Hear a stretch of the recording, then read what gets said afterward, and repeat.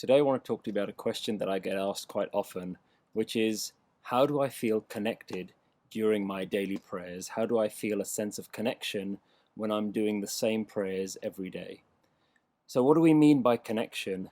Connection means that during the prayers, during the meditation, you feel this sense of stillness, this calmness, this peace, and you get that feeling as though you are part of something greater. It's trying to move away from this feeling that you're sitting in a room all on your own and no one is listening.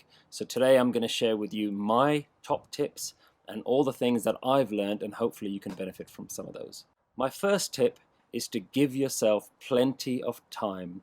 If you're doing your prayers and you're rushing it, it's not going to work. You're not going to feel that sense of connection while you're doing it in a rush. So give yourself plenty of time.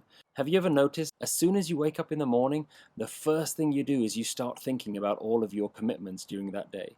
So this is what the mind does. The mind is already going to give you lots of things and reminders that it needs you to do and you to remember during the day.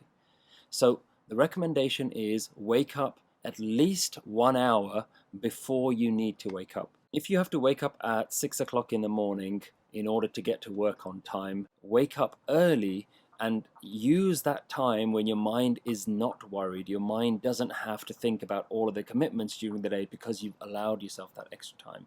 If you can wake up 2 hours earlier, that's even better. The more that you can do in the morning, the earlier you can wake up in the morning, the better it is that you're going to be able to connect with that early morning meditation. My next tip is to start your prayers by having a practice that allows you to still the mind. You can do that in a number of different ways. Use your breath as a way to still your thoughts, and that's simply by taking deep breaths in, deep breaths out, and listening to that. And do that just a couple of times before you start your prayers. Another really useful technique is to use a mantra, and that could be anything, whatever your tradition is. Within the Sikh tradition, the most sacred mantra is the one that we use, which is called the Mool Mantra, the root mantra. And so you could just do that a few times. Just allow yourself to say your Ik Onkar Naam and give yourself that time first thing in the morning to just really listen to the sound of that mantra. And it allows your mind to focus so that your mind isn't wandering all over the place. And another related tip that I'll give you is, as soon as you wake up in the morning, don't allow your mind to wander off and think about lots of different things. I know a bad habit that I have is the first thing I do when I wake up in the morning is that I'm tempted to pick up my phone and look at any messages that I have. Well, don't do that. That's the worst thing you can do. As soon as you wake up in the morning, don't pick up that phone. Straight away, start reciting a mantra. Maybe if you're just sitting up in bed, you just sit up for a moment before you even get out, listen to your breathing and start that mantra. And then keep that going as soon as you get out of bed.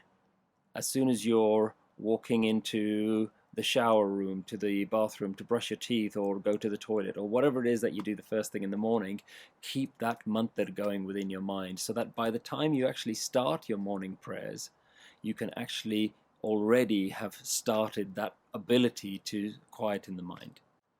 Another thing that would be great if you could do it would be to do your prayers out in nature. If you can have the benefit of sitting in your garden or going to a park so that you can view the outside world, it would really help you to connect. Another really handy tip is to try to memorize those prayers.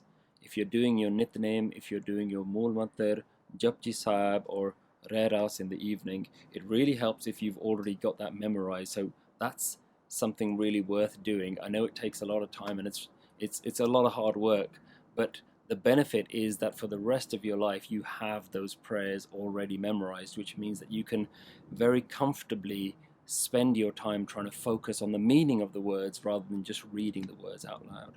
And that's another really important tip as well. It really helps not only to memorize the prayers, but that you actually understand the meaning as well. So the most important thing that I can suggest, and something that works really well for me, is that I try during the prayers to listen very intently to the words that I'm saying. A lot of time you see people doing their prayers, but they're doing it in a very robotic fashion. They're doing it very quickly, almost like they're trying to finish the prayers off. And I think that's one of the biggest barriers to actually trying to connect with it. So take your time, but really allow your mind to listen to the words that you're saying and process the meaning of the words that you're saying. Because you'll notice that sometimes if you've memorized the prayers, or even if you're so familiar with them, that you're actually able to read the prayers out with your mouth, but your mind is still wandering away. Your thoughts are still in all sorts of directions. And that's because your mind is always trying to find something to lock its awareness onto. And the easiest thing that we've trained our mind to do is to lock our awareness onto our thoughts. So one of the things that we need to do is to try and give our mind something else to focus onto. And this is where it really helps if you actually understand the meaning of the words that you're saying, and you can really deeply, intently listen to the words of those prayers. One of the things that works for me is that I allow myself the flexibility to choose how I want to recite those prayers. Whether I'm singing them, whether I'm saying them out loud, or whether I'm doing them quietly or just whispering them, I allow myself that degree of flexibility, because not everything is going to work for you every time. So sometimes it works really well for me to sing them so I feel the emotion of the prayers. Sometimes I find myself singing, but my mind is wandering away. So that's when I quieten those words down and I say them almost as though I'm having a conversation to myself, as though my mind is listening to a speech or a lecture where it's being taught a very valuable lesson. So sometimes I will read those prayers out almost as though I'm having a conversation with my mind. And sometimes even that doesn't work, and I find that it's really useful to just sit in silence and allow those prayers to happen within my mind, or I'm very gently whispering them. So even within one sitting, within one prayer session, I will sometimes move from singing them to saying them to whispering them and then going back to singing, all within the same prayer itself. And to me, I think that's fine, because it isn't a performance. At the end of the day, you're not doing it to show anyone else that you can do it. You're not doing it for anybody else's benefit. The key focus that I have throughout my prayers is it working? At any point, I'm able to ask myself this question: am I doing this with awareness? Am I doing this and feeling connected? Or am I just regurgitating the words? And if at any point I feel like the way that I'm doing it isn't quite working for me, I change it. The most important thing that I do with my practice is that I make sure that I'm enjoying it. Your prayers should bring a smile to your face. You should feel excited to do it. You should feel a sense of wonderment. For me, this isn't a chore, this isn't a rule or some sort of obligation that I have to follow. This is my opportunity to sing to the universe that's created me, the universe that controls all of the wonderful things happening around me, and this is my opportunity to sing and celebrate to that universe. So try and understand that this isn't an obligation. Try and do it from your heart rather than from your mind.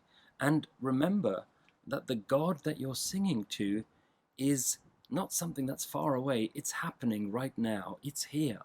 It's the very essence of who you are.